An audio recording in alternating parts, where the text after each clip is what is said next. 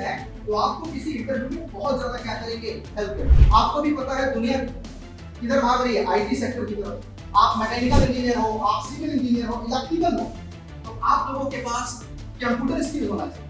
ये कुछ hardware courses भी आ रहे हैं, ये आपकी स्किल ऐसे हैं जो आपको बहुत ज्यादा आगे क्या करेंगे, काम आएंगे। फिर आज मैं आपको बताऊं, ये ऐसा ऑर्गेनाइजेशन इंडिया का है जो आपको आपके सपने को पूरा कर सकता है।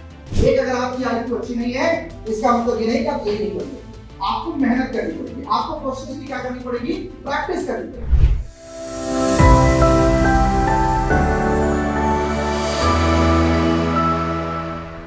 टेक्निकल स्किल में क्या क्या फैक्टर्स आते हैं, देखिएगा। थ्योरेटिकल नॉलेज जो आपके सब्जेक्ट इंजीनियरिंग में पढ़ाए जाते हैं, उनका आप लोगों के पास एक अच्छी अंडरस्टैंडिंग होगी।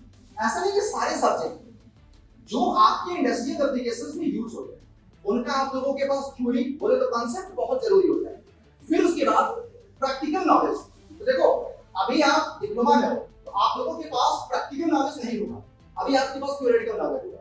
तो बट कुछ बेसिक लेवल पे प्रैक्टिकल नॉलेज के लिए आप लोगों को लैब वगैरह दिए जाते हैं। तो लैब वगैरह में जो मेजर हमारे एक्सपेरिमेंट होते हैं उसको आप टेक इट सीरियस, क्योंकि ये आपको ऐसे प्रोसेस हैं जो आपको किसी इंटरव्यू में बहुत ज्यादा क्या करेंगे, हेल्प करेंगे। आपने कभी ऑब्जर्व किया है, कोई भी हमारी कंपनी आती है आप लोगों की कॉलेज, तो जब उसमें इंटरव्यू में क्वेश्चंस पूछे जाते हैं तो क्या लैब से क्वेश्चंस नहीं पूछे जाते? कोई भी एक्सपेरिमेंट कर दो वो तो पीछे पड़ जाता है कि भाई आप लेथ मशीन के बारे में क्या क्या जानते हैं, क्या कोई स्पेसिफिकेशन पूछ लेते हैं।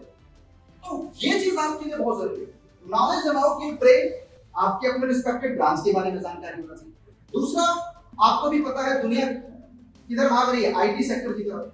आप मैकेनिकल इंजीनियर हो, आप सिविल इंजीनियर हो, इलेक्ट्रिकल हो, तो आप लोगों के पास कंप्यूटर स्किल होना चाहिए।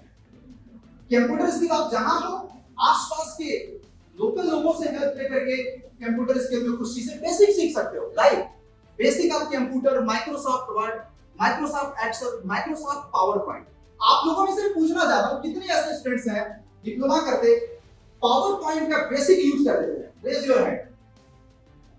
देखो ये है, मैं चाहता हूं कि आज मेरे यहां से जाने के बाद आप सभी इंजीनियर्स कम से कम इन पॉइंट्स पे काम करो।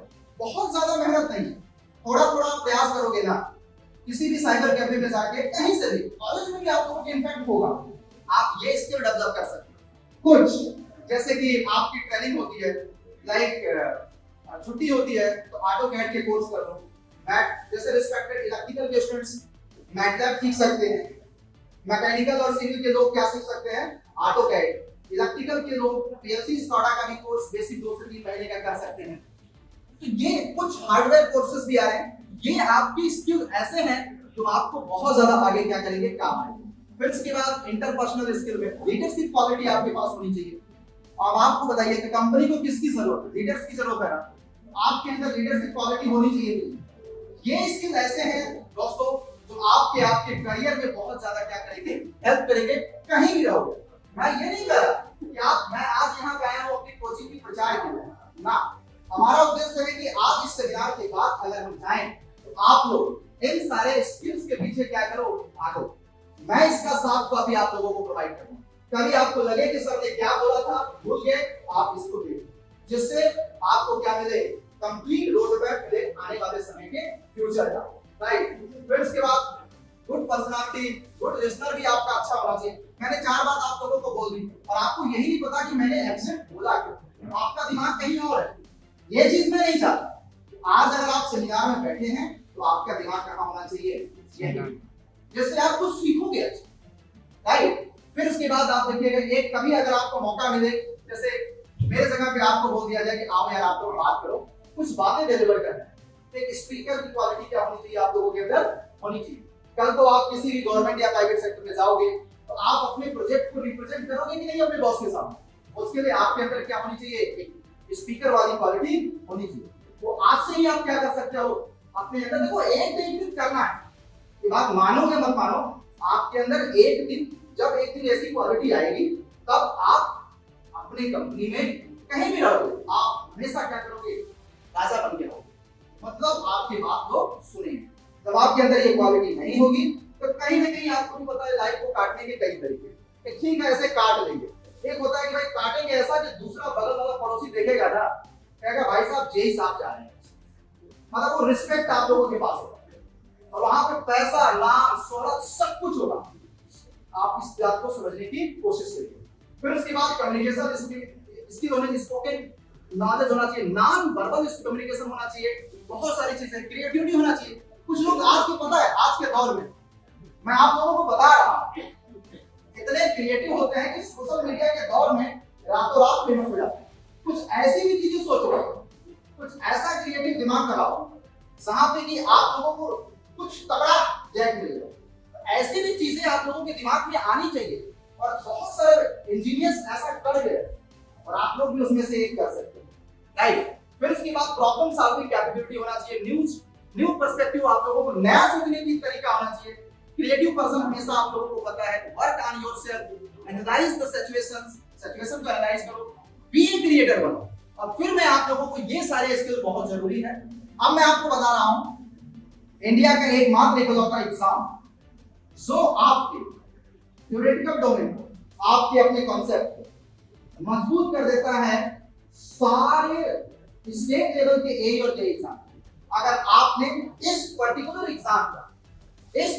एग्जाम का अगर आपने टेक्निकल और नॉन टेक्निकल कवर कर दिया तो मैंने इसके पहले आपको जितने भी एग्जाम बताए हैं आपने देखा होगा, बहुत सारे एग्जाम मैंने आप लोगों को बताया पब्लिक सेक्टर की कंपनी, बहुत सारे एग्जाम मैंने आपको जेईई के थ्रू, तो ये सारे एग्जामिनेशंस के आपको टेक्निकल डोमेन के सब्जेक्ट आप कंप्लीट करोगे।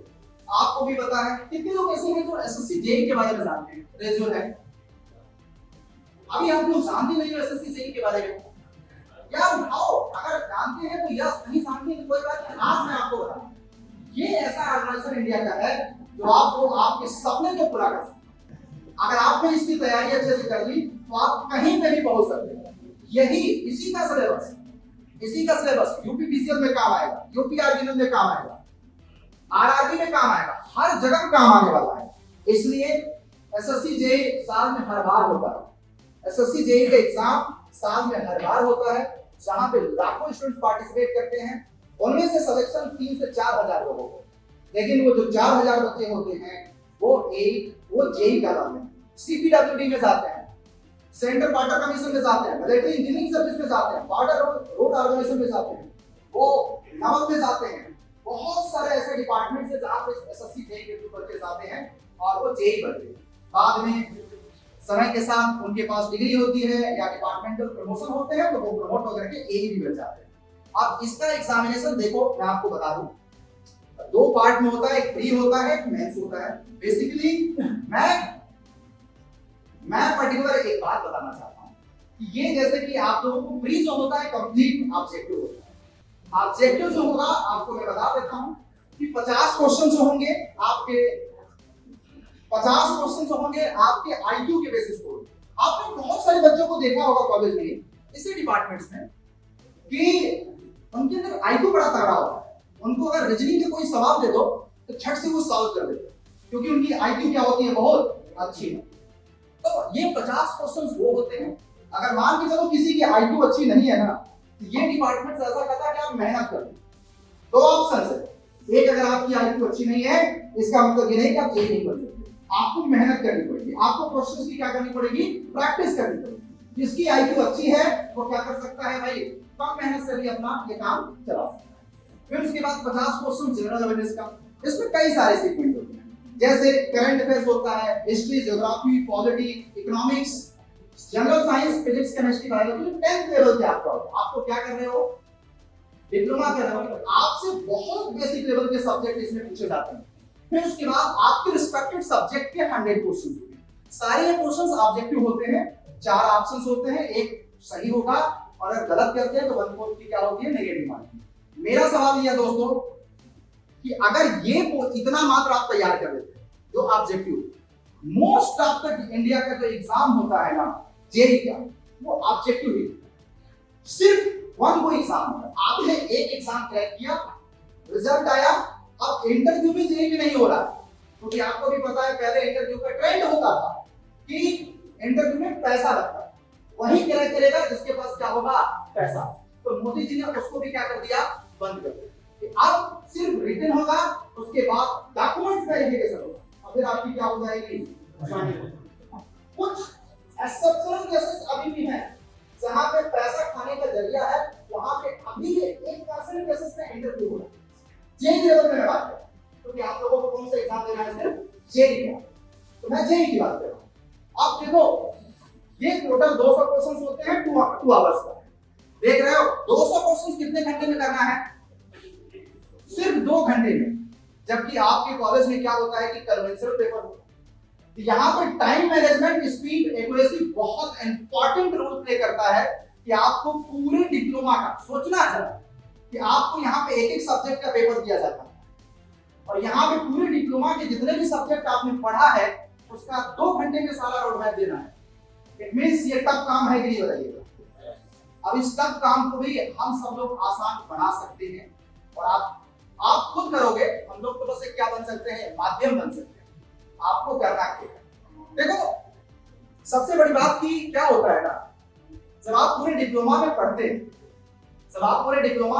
मेरे प्यारे बच्चे, तो क्या होता है कि आपको बहुत सारी चीजें पढ़नी, आपको आपके कॉम्पिटिटिव एग्जाम में या आपको अपने जो प्लेसमेंट में लिमिटेड चीजों की जरूरत पड़ती, बहुत सारी चीजों की नहीं। तो हम लोग ऐसे मेंटर्स आप लोगों को वो सिखाते हैं जितना आपके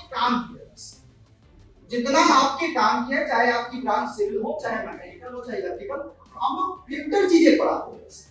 हम आपको उतना ही पढ़ाएंगे जितना काम का होगा, उसका आपको डिटेल कॉन्सेप्ट बनाएंगे और बताते हैं। फिर उसके बाद एमसीक्यू क्वेश्चंस कराते हैं, फिर प्रीवियस ईयर के क्वेश्चंस कराते हैं, फिर उसके बाद आप लोगों को टेस्ट, जिससे कि आपका जो स्किल क्या हो सके, डेवलप हो सके। मैं आपको बार-बार बोल रहा हूं कि अगर आपने इस पर्टिकुलर एग्जाम के सिलेबस को कैटर कर दिया तो आप इंडिया का कोई भी जेईई एग्जाम क्या कर सकते हैं, ऑलमोस्ट कैटर कर सकते हैं। एग्जाम दोगे, आपका सिलेक्शन होने के चांसेस अच्छा खासा है। अब ये सवाल है कि मेरे प्यारे बच्चे, अबाउट अड्डा 247 के बारे में मैं आपको बता दूं कि ठीक है, मेरा देखो मैं बड़ा एकदम ओपन माइंडेड हूं, मैं आज बहुत ज्यादा कोचिंग के बारे में नहीं बताऊंगा, आपको वो बात बताने आया हूं कि दोस्तों आप शायद इस तरीके से पढ़ाई करके आप अपने करियर को सेव कर सकते हैं। सवाल है कि पढ़ाई कैसे किया जाए, क्योंकि मैंने बोला ना कि पूरे डिप्लोमा के सब्जेक्ट को 2 ही घंटे में हमें पेपर में देना।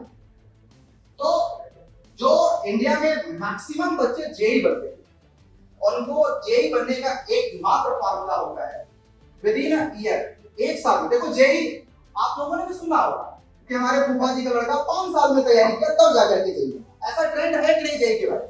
4 साल। देखो 2 ऑप्शन है, एक जेईई आप 4 साल में बन सकते हो, एक जेईई आप 6 महीने में अपनी परफेक्ट तैयारी कर सकते हो और 6 महीने में आपका कोई एग्जाम होगा और आपको एक न्यूज अच्छी मिलेगी कि हमारा किसी एग्जाम में क्या हो गया, रिटेन टेस्ट क्लियर। तो कौन सा ऐसा मैजिकल फार्मूला है? नो डाउट, देखो मैं ऑनेस्टली बता रहा हूं, आज मैं इतने सारे लोगों को स्पीच दे रहा हूं, क्या आपको लगता है कि सारे लोग जेईई बन जाएंगे? बताइएगा, क्या लगता है कि सारे लोग जेईई बन जाएंगे? क्या मैं जो बात बताऊंगा सारे लोग इंप्लीमेंट करेंगे? नहीं करेंगे। तो आज जो मैं आपको मेथड यहाँ पे बताने आया हूं, जो मैं आपको मेथड डिलीवर करूंगा कि नहीं ये वाला मेथड है जिससे आप पढ़ाई अपनी कर सकते हो, तो देखो वो है सीपीआर। किसी भी कॉम्पिटिटिव एग्जाम को निकालने के लिए कॉन्सेप्ट, प्रैक्टिस, रिवीजन, 3 ऐसे पिलर हैं जो बराबर रोल प्ले करेंगे, बराबर का रोल प्ले करेंगे। मुझे पता है कुछ बच्चे ऐसे होंगे जो प्लेसमेंट ले चुके होंगे, वो मौज कर रहे होंगे, अरे हमें क्या सर की बात सुनना, तो सुन लीजिए मेरे भाई, मेरे दोस्त, आप मैंने क्या बोला, मैं यहाँ पे आपको ये मोटिवेट करने के लिए नहीं आया कि आप गवर्नमेंट एग्जाम की तैयारी, मैं आपको ये बताने आया हूँ कि आप जहां रहो वहां ऐसे लीडर रहो, वहां ऐसे क्या रहो, लीडर रहो, कि आपको वहां पे लोहा माना कि यार फलाना जेईई है, सो क्या मतलब अच्छा खासा नॉलेज रखता है उसके अंदर, और ये सारी स्किल है उसके अंदर, इस स्किल पे काम करो। ये तो चलो ठीक है, ये सारे स्किल जो मैंने आप लोगों को बताया याद रखिएगा। दोस्तों कॉन्सेप्ट में क्या होता है, देखो एक तो कॉन्सेप्ट को तैयार करने के 2 मेथड, एक तो सेल्फ स्टडी है कि आप बहुत सारी बुक से पढ़ाई करो, एक होता है कि मेंटर्स की हेल्प करो, कोचिंग्स का हेल्प करो, टीचर्स का हेल्प करो, किसी न किसी का हेल्प करो। आज को पता है आज का दौर इतना डायनामिक हो चुका है दोस्तों कि आप नहीं करोगे तैयारी, आपका दोस्त जरूर करेगा, क्योंकि बात है पूरे इंडिया लेवल पे बच्चे पार्टिसिपेट कर, लाखों बच्चे एसएससी जेईई जैसा एग्जाम दे रहे हैं एक ब्रांच से। तो हमारे पास अगर 3 ब्रांच है तो कितने बच्चे पार्टिसिपेट कर? 3 लाख। सिलेक्शन कितने का होता है? मात्र 3000। तो कंपटीशन तो टफ है ना, तो आप लोगों को कुछ ना कुछ एक्स्ट्रा मेहनत लगाना पड़ेगा ना। तो माइट भी आप कॉन्सेप्ट को तैयार करने के लिए आप अपने मेंटर्स का हेल्प ले सकते हैं। अब देखो मैं आपको बार बार बोलूंगा, मेंटर्स की हेल्प लेने से फायदा क्या होगा? सुन लो, आपको वही चीजें पढ़ाएंगे जितना आपको एग्जाम में जरूरत है, और फिर आपको आपके जरूरत की चीजों का डिटेल नोट्स बनाना, ताकि आप बाद में कभी भूल जाओ तो उसको क्या कर सको? रिकॉल कर सको। बात समझ रहे हो कि नहीं?